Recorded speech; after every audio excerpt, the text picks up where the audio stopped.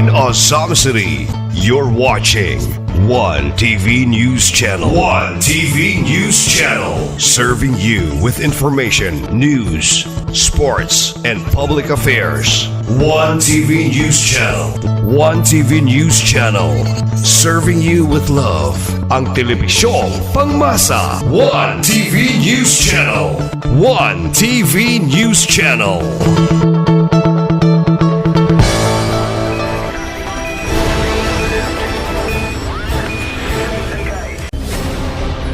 One TV special report.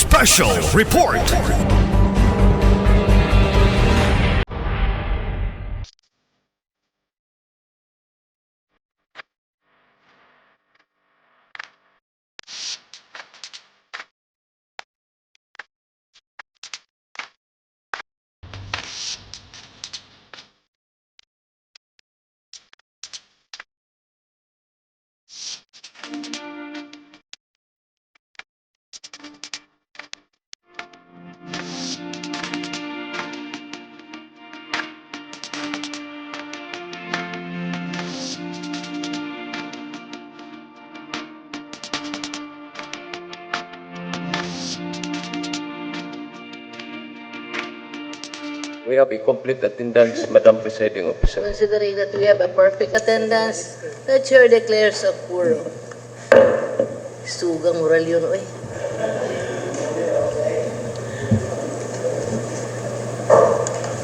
May I request the Honorable Majority Floor Leader for the order of business. Yes, Honorable Chair. Good afternoon. Good afternoon, everybody.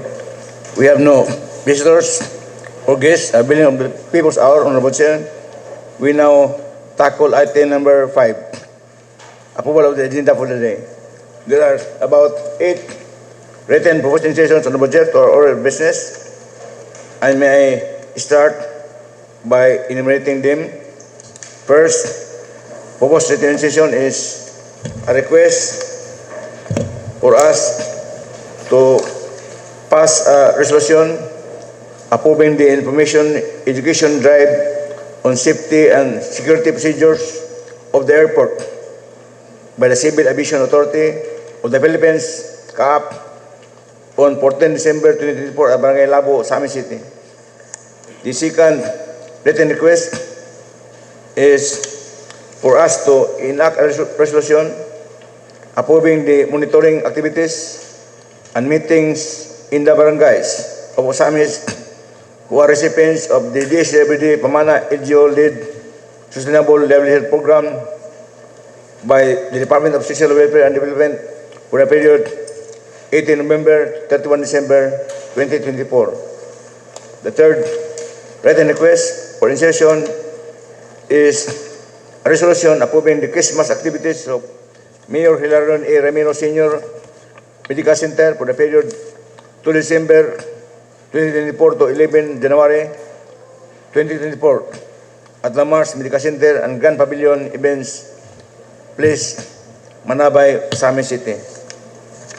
The fourth written request for session is a resolution approving the meetings in preparation for a maritime security simulation exercise by the Philippine Post Authority on 14 November 2024 and 18 November 2024 at the PPA, PMO, Misamis Occidental, Ozamiz Conference Room.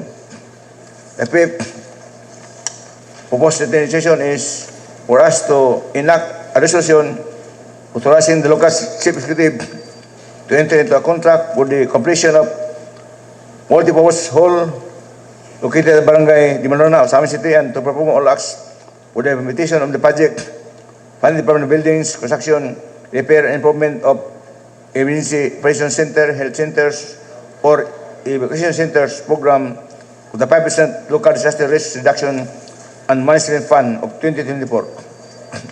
The sixth written request is for us to pass a resolution authorizing the local chief executive, Attorney Hindi Pamela Jr. to enter into and sign on behalf of Ozamiz City the memorandum of agreement with the Department of Health, Northern Mindanao Center for Health Development for the implementation of the medical assistance to indigent and financially incapacitated patients program.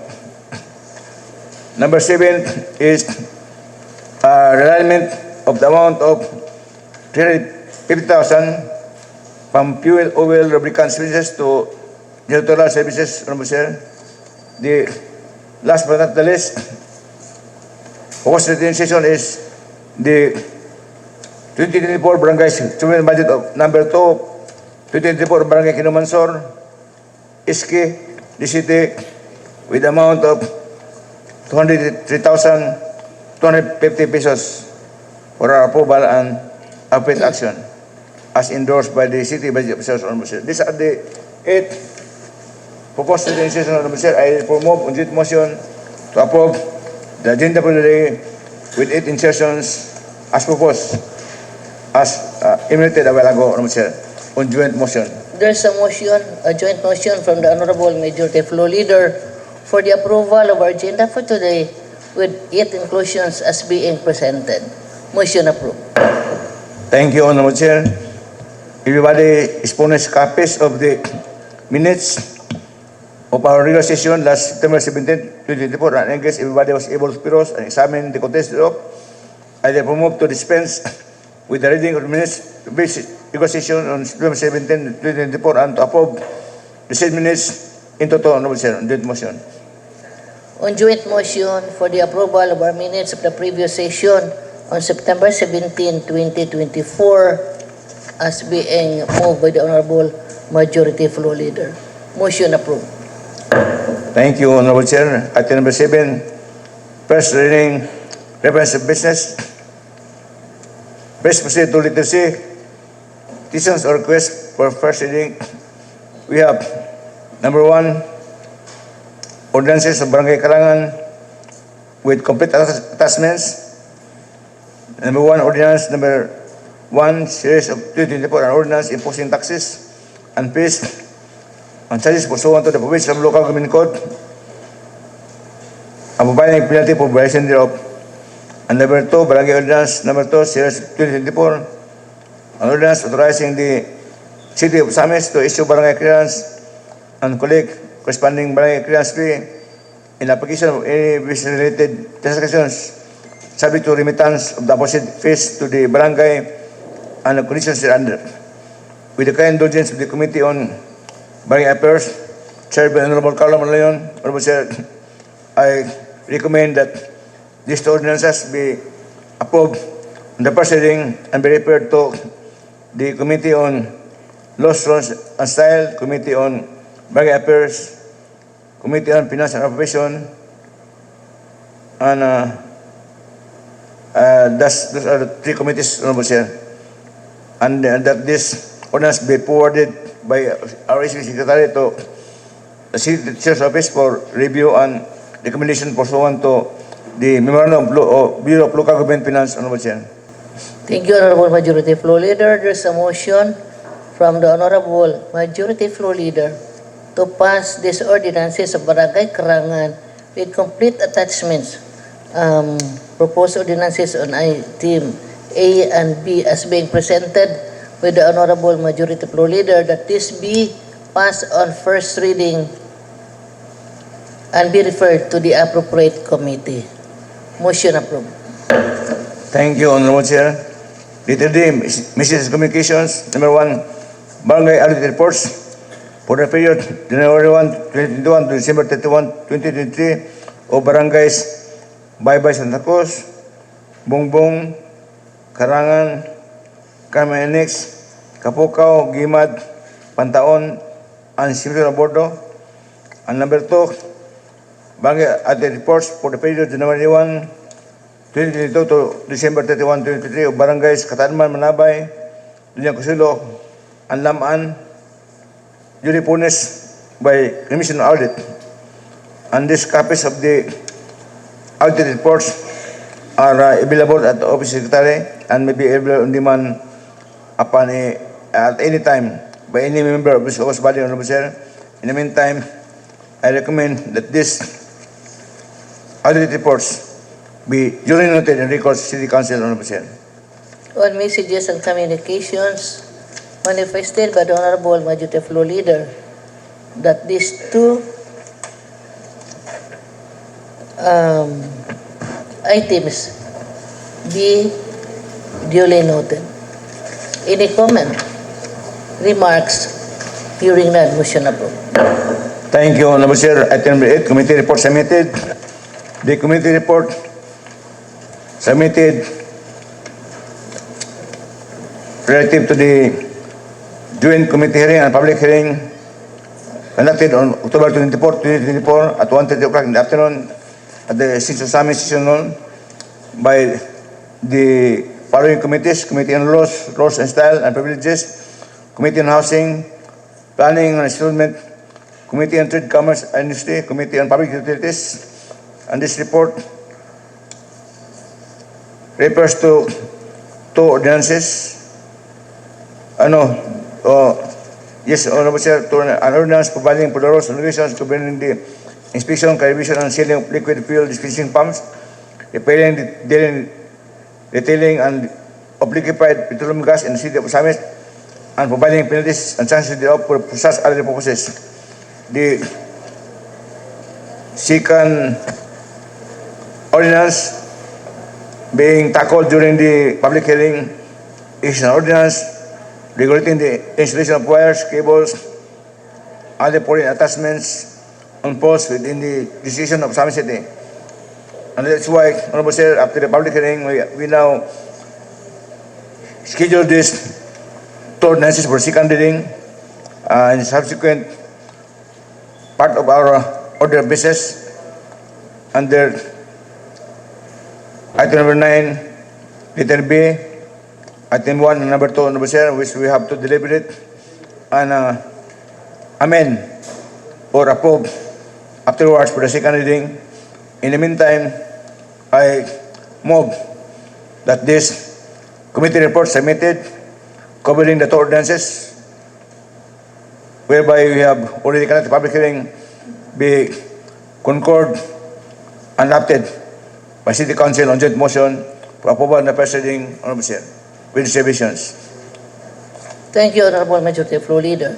This committee report being submitted to this August body, this joint report of the Committee on Laws, Rules, Style and Privileges, Committee on Housing, Planning and Resettlement, Committee on Trade, Commerce and Industry, and Committee on Public Utilities dated October 24, 2024 regarding the proposed ordinance providing for the rules and regulations governing the inspection, calibration, and sealing of liquid fuel in dispensing pumps, refilling, dealing, retailing of liquid petroleum gas in the city of Ozamiz, and providing penalties and sanctions thereof, and for such other purposes, and for the second ordinances regulating the installation of wires, cables, and other foreign attachments on poles within the jurisdiction of Ozamiz City.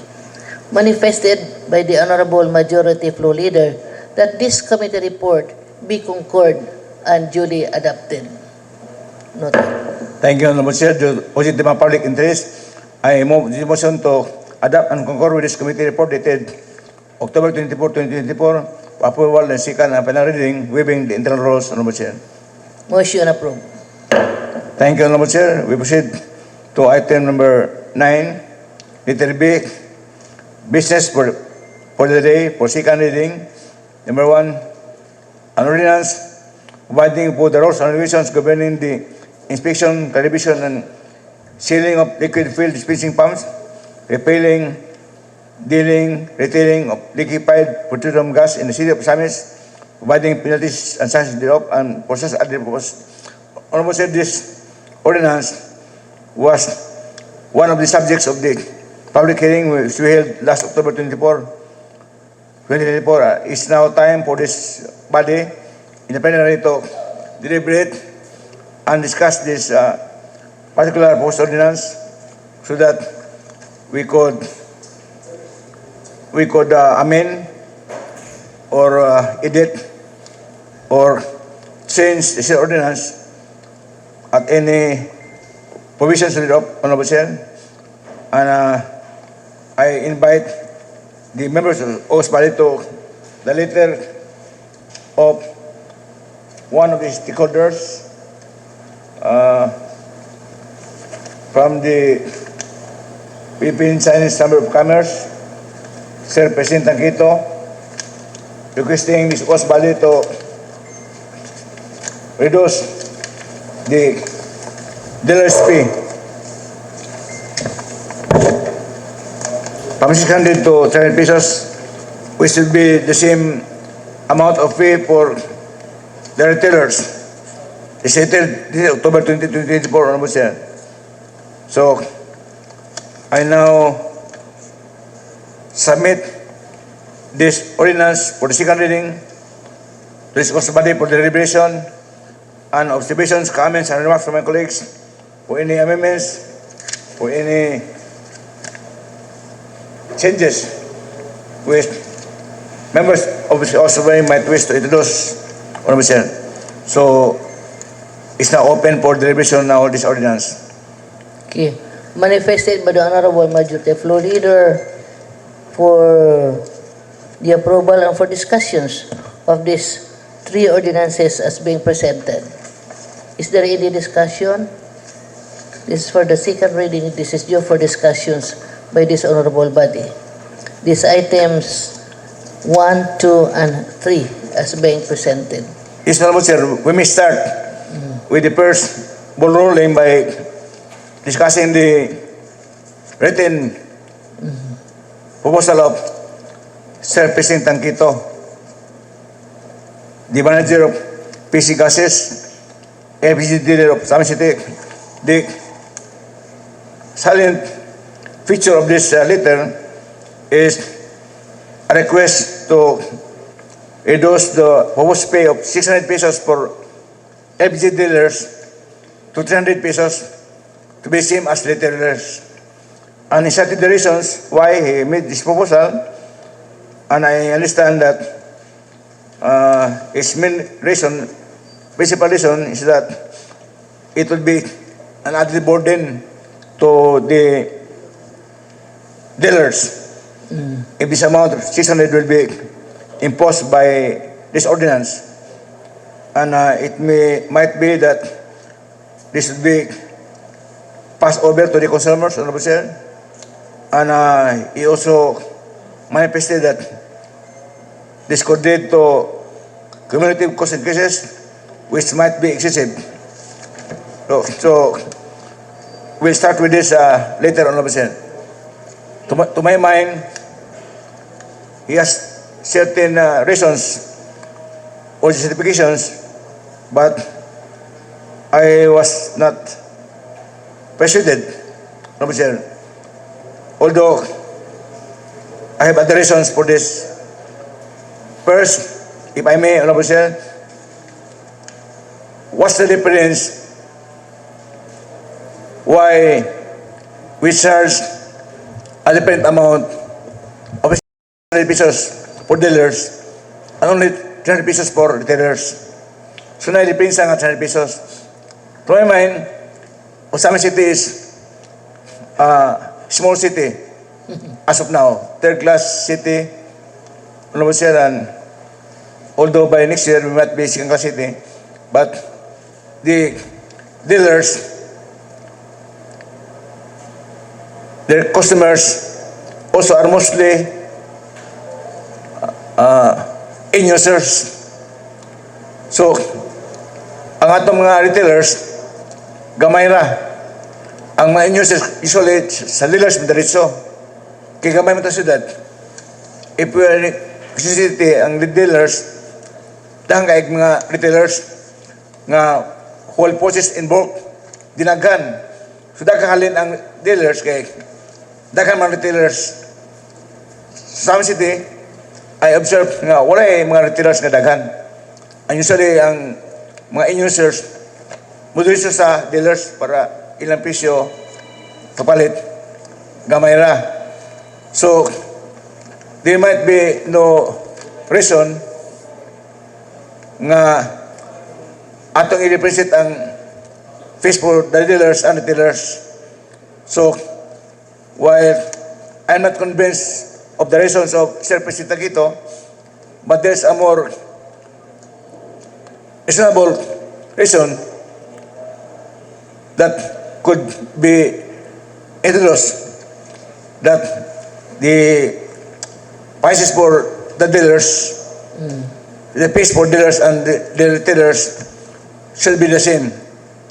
At any business due to this prevailing circumstance and parameters in Ozamiz nga ang dealers mura pag retailers nga wala ita kung depensa sa retailer o dealer kay ang inyo sales budriso man sa dealer nga wala mo kay mga retailers nga ato nakita sa Ozamiz City unless my observation is wrong because I might not be aware of the retailers of LPG gas in Ozamiz City, but in the meantime I lost that reason. That's why I'm available nga ang 600 sa retailers nga fees mapareho sa retailer fees nga 300 pesos. Not subscribing to the reason of Sir President Takito, but for other reasons on our service I have already explained to this House Body. Thank you very much. I will say my comments later on. I now yield to my honorable members for their observations also, Honorable Chair. Okay, is there any other comment or further discussions regarding the manifestation of Honorable Majority Floor Leader regarding this request, a proposal to reduce the 600 to 300 regarding the LPG dealers? Madam Chair. Yes, Honorable Ako. Thank you, Madam Chair. There was also a proposal from Ms. Catherine Tan Nulada on the 300 calibration fee to be charged per pump and not per hose. But she did not yet submitted a proposal, written proposal. How do we treat this suggestion from Ms. Catherine Tan Nulada, Madam Chair? Thank you, Honorable Ko, of your manifestation. Any other So comment? the proposal is per pump, not per hose. Yes. For me, Honorable Chair, it might be reasonable kay usay ilang mga decisions nakakaing hose pero usaray pump. If you charge per hoses, dagang ma-charge. Mamahal lang, it will burden more the businessmen. And we understand that we are supposed to be business friendly here in the area of San City, Honorable Chair. So, personally, I subscribe to the proposal of Ma'am Tan, Catherine Tan Nulada. the daughter of Ma'am Elvitan sa Shell Station nga per pump ang aton charge dili per hose kay per hose mo daghan man ang charges, it will burden unnecessarily the businessman and it's not practical and it's not beneficial not only to the businessman but to the NGO in our decision to be business friendly here sa city, Honorable Chair. Thank you, Madam Okay. Chair. So I Yes. think the proposal of Catherine Tan Nulada is being approved with that point. Thank you. Okay. So there's manifestation from Honorable Ko that you agree with the proposal of Catherine Lim. Yes, Madam Chair, that the proposal of Catherine Tan Nulada without a written copy is already being considered and acknowledged. Thank you. Okay. Thank you, Honorable Ko. Yes, Honorable Suiso, for your additional manifestation. Yes, thank you very much, Madam Chair. With respect to the letter of Mr. Pershing Tanketo on his request from 600 to 300 and reasons that it could alleviate some of the finances and the financial burden on LPG, which both dealers and retailers will have an impact on the consumers. It could maybe, pwede nila marason, Madam Chair, nga ilaning ihatag at with domino effect dito sa consumers, sumutaas ang ilahang costing.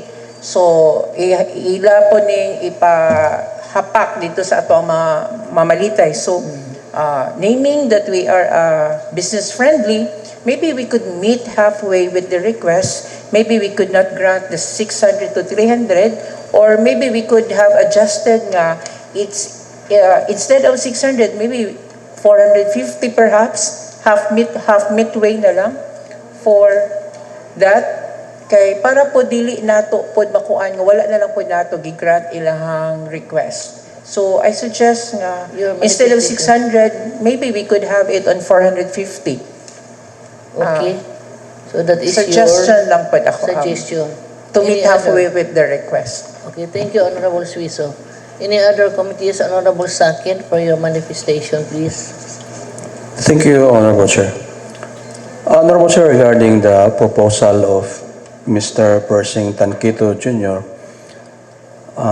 regarding the proposal from 600 and to reduce to 300, I think, Honorable Chair, this is a reasonable proposal because if we pursue the 600 per LPG, so it might affect the amount of the consumers.